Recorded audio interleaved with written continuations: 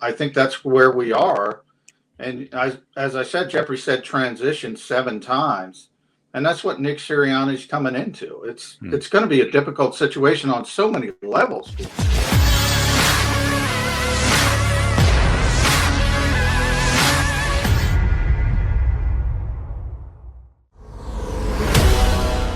John McMullen texted me this morning. Oh, here he is. Okay.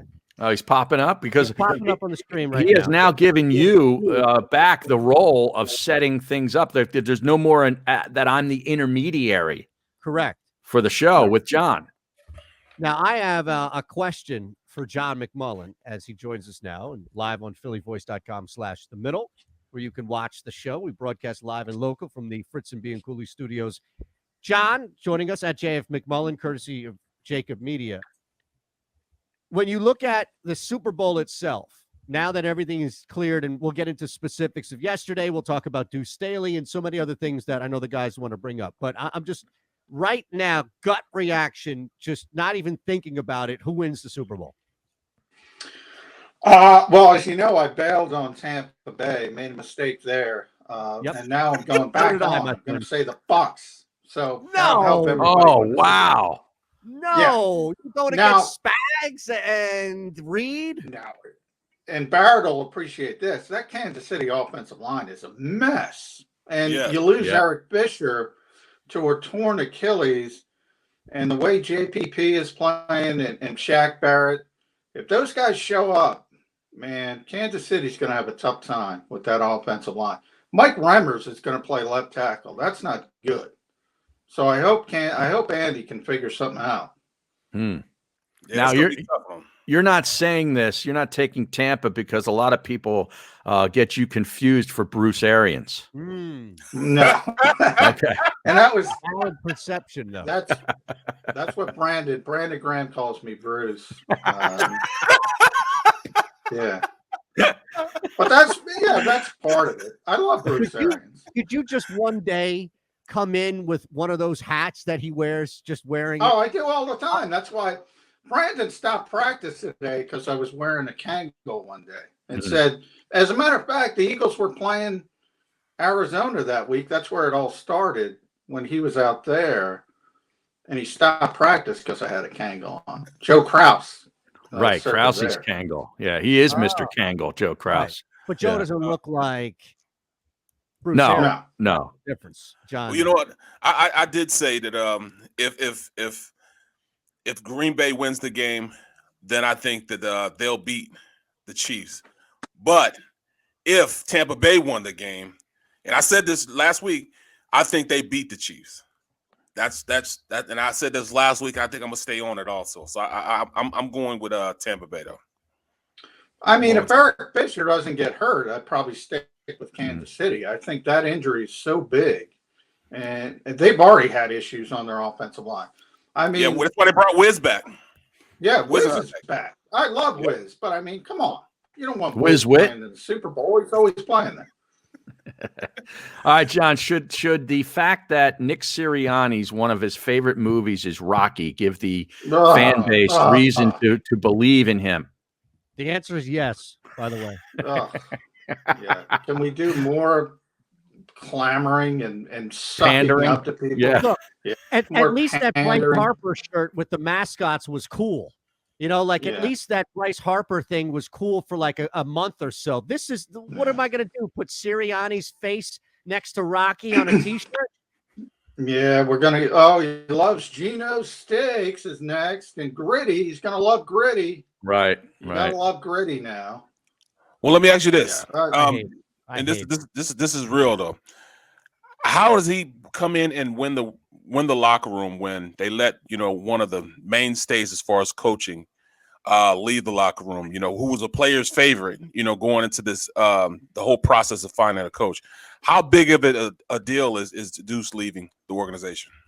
Man, I think it's funny because I joked on Twitter today. My hate mail is so eclectic. I don't know if I'm conservative or liberal, depending on the day. So I pointed out, I mean, and this is probably a better question for you, Barrett. I pointed out, look, I mean, Jeffrey Lurie talks the talk. His history is his history as far as hiring minority candidates. It's been since Ray Rhodes, and he just hired, and a bunch of ex-Abercrombie and Fitch models. Does it resonate with the locker room? I would think it would at some point. And yeah, I think he's got an issue trying to win over some guys. Hey, John, when do you think we'll hear from Carson Wentz? If we get to the Super Bowl, it'll be 2 months since we've heard from the franchise quarterback about any of this tumult and all the changes that has gone on within the organization. Well, I mean, he hasn't spoken to this point. So, I mean, that's part of it. Nick Sirianni's reached out to him supposedly, and we'll see. They haven't talked to Jalen Hurts either. I don't know what's going on with this organization. So they're idiots. They're going to make a decision. Are they going to try to repair? I assume they are, and we'll see if they can. I think it has more to do with Nick Sirianni. I think Carson is upset at the organization. So many quarterbacks are upset at their organizations. Aaron Rodgers can't stand the Green Bay Packers. It's weird. And I know he doesn't want to be here. I do know that, but it's Carson, almost impossible. It's almost impossible to get him out of here. So at some point, you got to be a professional and move on if it's just for one more season. Well, John McMullen and Jeff McMullen joining us. I would imagine that just the idea of trading for Matthew Stafford would knock Carson Wentz down a peg or two on the list of priorities or desirables, if you will, especially when you factor in, could a team move up in the draft board? If there's even a remote opportunity at trading for Watson. I mean, Carson Wentz doesn't even appear to be desirable, even if you didn't have that contract issue. Yeah, it's only getting worse because, I mean, most teams in this league right now would rather have Matthew Stafford. Forget about Deshaun Watson, or if you throw Aaron Rodgers into that mix, can you imagine what that would do? So each time one of these sort of dominoes fall, it becomes more and more difficult. And that's why I think the Eagles are at the point where there's not much we can do here. So let's try to salvage them. Let's try to reboot this thing. And if it doesn't work, we'll move on next season. But I think that's where we are. And as I said, Jeffrey said transition 7 times.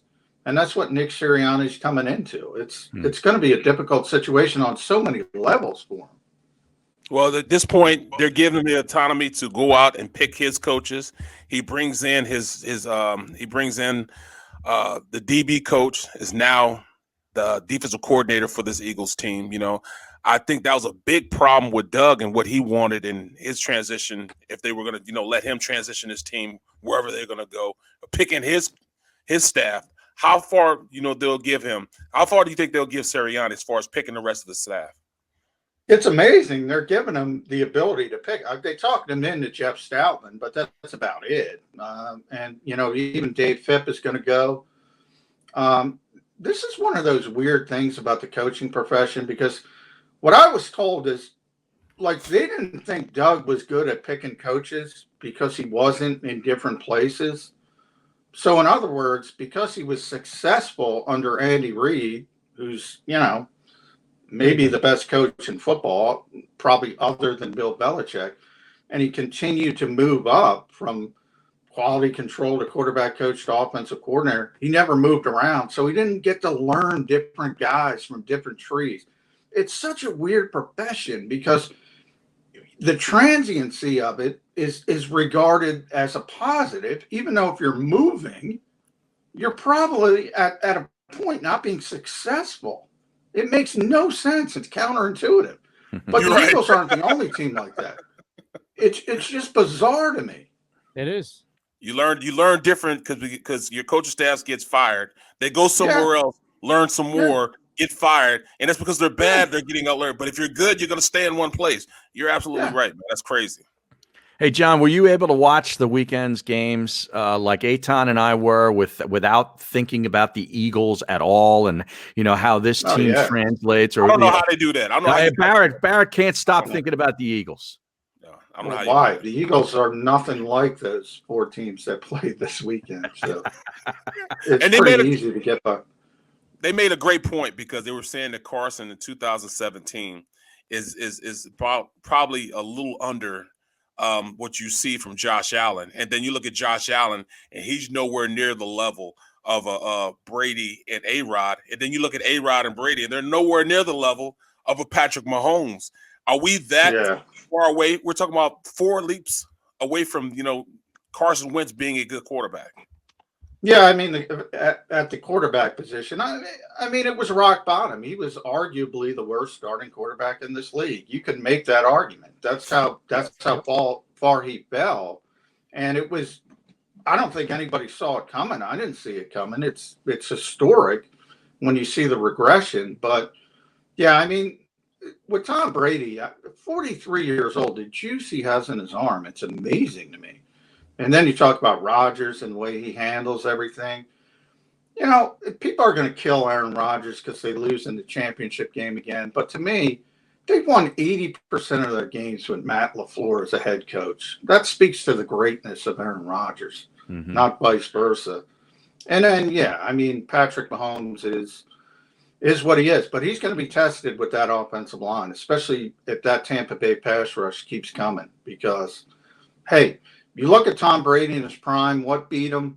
New York Giants defensive line, straight up the middle, pressure, making him uncomfortable. Same thing will happen to Patrick Mahomes. Yeah, Vita's now back and balling too. Vita Vea, but played a lot of snaps yesterday. Yeah. I could hear your inhale. I know you want to get in. Go ahead. All right. I'm sorry. I was just going to add this. We're maybe one less 3 and out away from talking about the Packers coming back and winning that game and the narrative changing drastically. That's a sharp change in narrative of Brady, 10th Super Bowl ever, to Brady handing the game over with 2 straight picks. With the interceptions. Yeah, I mean, and I get it. Like, we all know sports. It's a very fine line that we walk, but that's pretty fine right there. Yeah, always when you see upsets, it's kind of like, the favorite team has to play a poor game. And then as the underdog, you have to play well for the most part.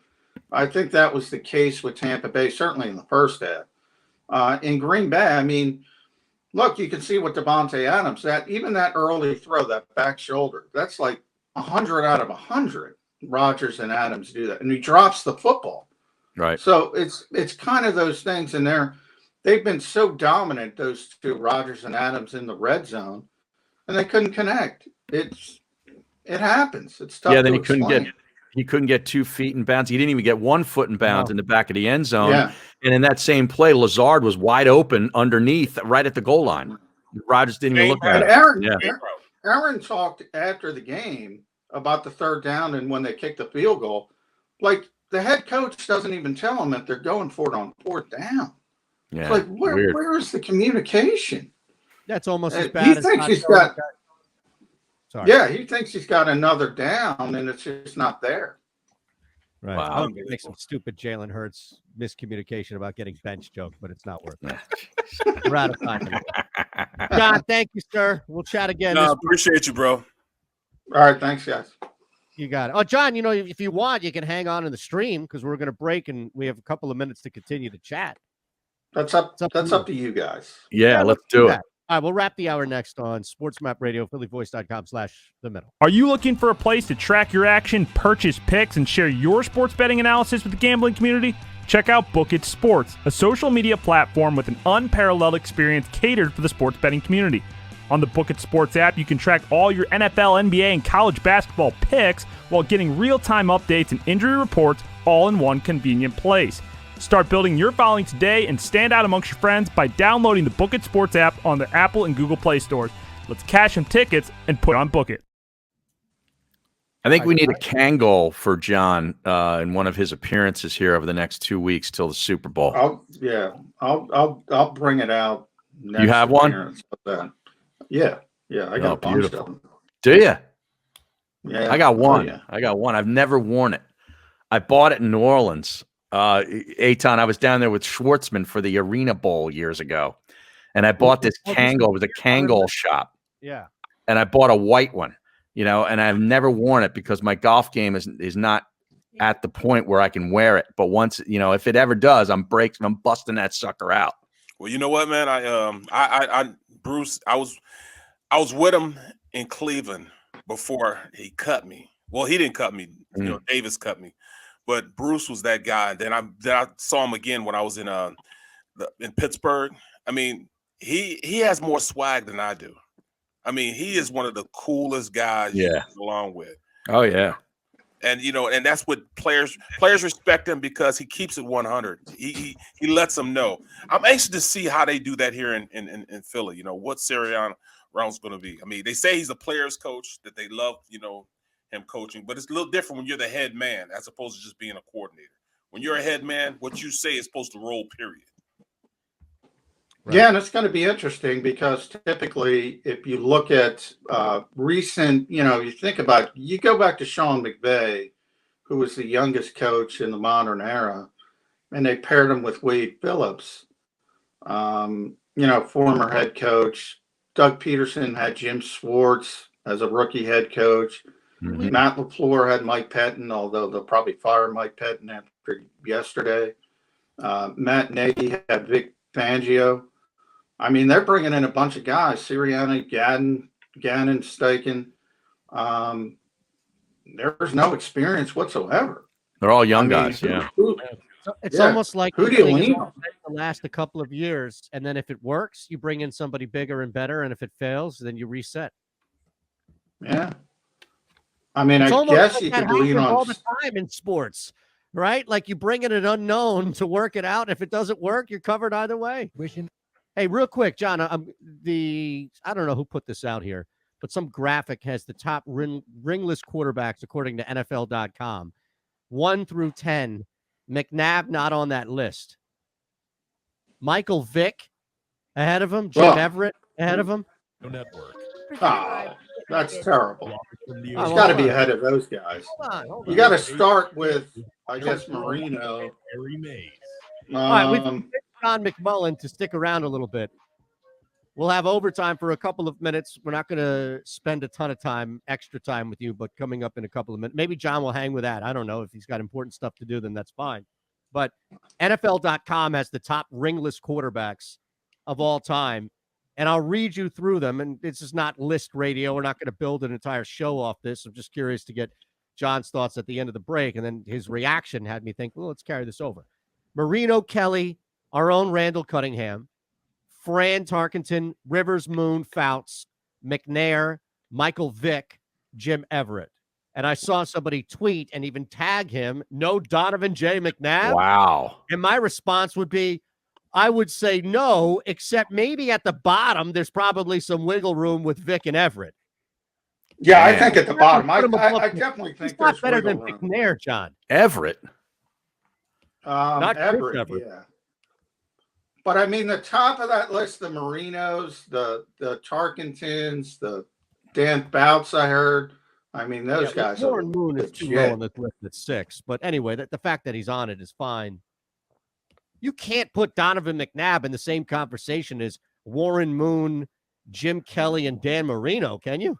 No, but I can put him in the same. I can put him in the conversation with Jim Everett and even Michael Vick. I mean, Donovan, look at all the championship games. We're talking about Andy Reid, going to 3 straight AFC championships. Well, he won the 3 straight NFC championships, and Donovan was his quarterback. Only coach to do that, by the way. Jim Everett ahead of McNabb? That's outrageous. That's blasphemy. That's not right, man. I even forgot he was in the league. Me too, if he didn't do that thing with Jim Rome, I think most people would forget he was in the league. He's more famous for that, isn't he? Yeah. Well, look, the guy did lead the NFL in touchdowns in 88 and 89. Yeah, okay. All right? Yeah. Nobody watched him. He was a good quarterback. Yeah. He was for a good like 2 quarterback. years. But if you are more remembered for being called Chris by a radio guy, well, that was probably you're probably lower on the list than Donovan. Stick around, John. We have more ridiculous questions that mean absolutely nothing to ask you coming up. Are you looking for a place to track your action, purchase picks, and share your sports betting analysis with the gambling community? Check out Book It Sports, a social media platform with an unparalleled experience catered for the sports betting community. On the Book It Sports app, you can track all your NFL, NBA, and college basketball picks while getting real-time updates and injury reports all in one convenient place. Start building your following today and stand out amongst your friends by downloading the Book It Sports app on the Apple and Google Play stores. Let's cash some tickets and put it on Book It. It's overtime. PhillyVoice.com/the middle. We welcome you in. Barrett Brooks, Harry Mays, Eitan Shander. And look at that. John McMullen is still hanging around. You must really have absolutely nothing. You don't even make up a lie. Come on. Get out of here. The Eagles hire a new coach every 6 minutes. I got stuff to do. When is Sirianni meeting with you guys, or has that been set up yet? Later this week. So later this week, I expect probably Wednesday or Thursday would be my guess. They got to debrief them. Yeah, right. Debrief Nick Sirianni. Not used to stuff in Indianapolis, I imagine. Right. There's nothing to do in Indy. There's stuff to do here in Philly. And looking at, him hiring his coaching staff, man, they give him a little more autonomy than they give in other to his counterpart, Yeah, but Barrett, remember. Way more autonomy. Oh, okay, but gentlemen, remember, nobody got more autonomy under Jeffrey Lurie than Chip Kelly. And that didn't last 3 full years. So just because on the surface there is the appearance of autonomy, I know creeping behind in the shadows, lurking, is somebody willing to just snatch that autonomy right away from him. Well, Andy had more autonomy than Chip, but Andy deserved it once he got fair. entrenched. Yeah, but even towards the end, where you saw Banner and everything, like Chip got rid of all of his enemies right away. He vanquished them immediately. Yeah, Harry Gamble didn't he? He got the walk of shame. He got get your box of stuff and get the heck out of here with security. That's how bad that was. Wow. But that was like me with the Fanatic.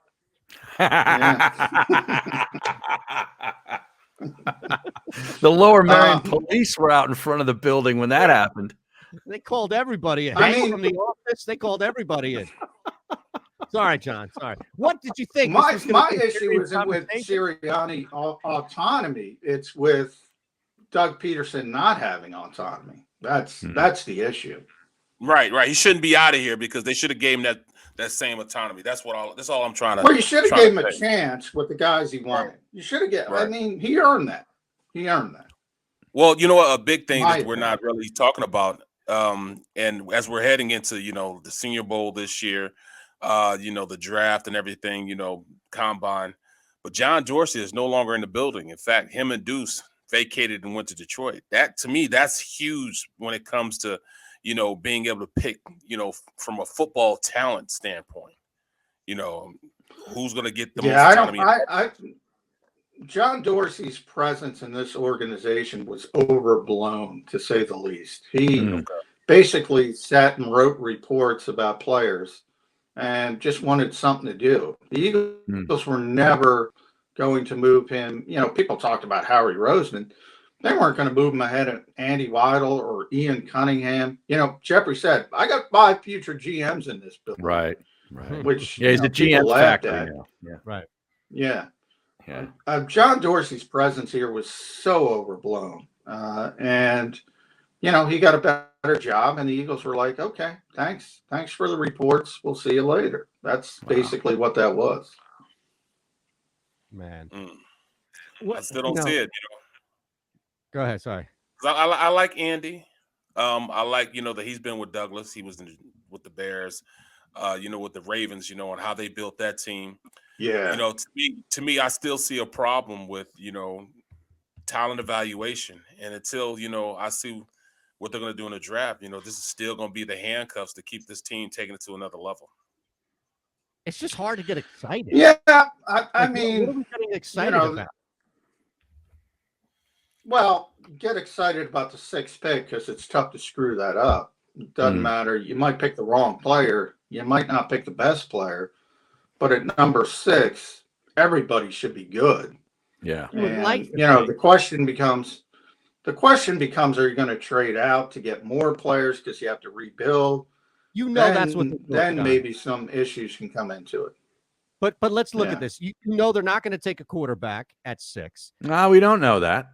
Well, outside of if Carson Wentz is here, right? Carson Wentz is here. I would bet money, and whoever wants to take the bet, go ahead. I'll even give you favorable odds on this one. Mm-hmm. Any of the 3 of you want to take this bet? No, then they're not. That they trade out. But you might trade out to a team who wants a quarterback. Yeah, well, that's my point. You might trade out. If you get to 10 or 11, then all of a sudden it does become less difficult as far as to nail it. Howie could screw it up then. He could screw it up then. Yeah. Well, but I bring up to Barrett, I don't have a problem with the talent evaluators. I think Andy would pick the right guy. The issue is how we're going to listen to the right people. They're supposedly, throw them under the bus now. It was supposed to be Rich Scangarella, who lobbied for Jalen Reagor over Justin Jefferson. Andy Weidel and the scouts wanted Justin Jefferson. Yeah.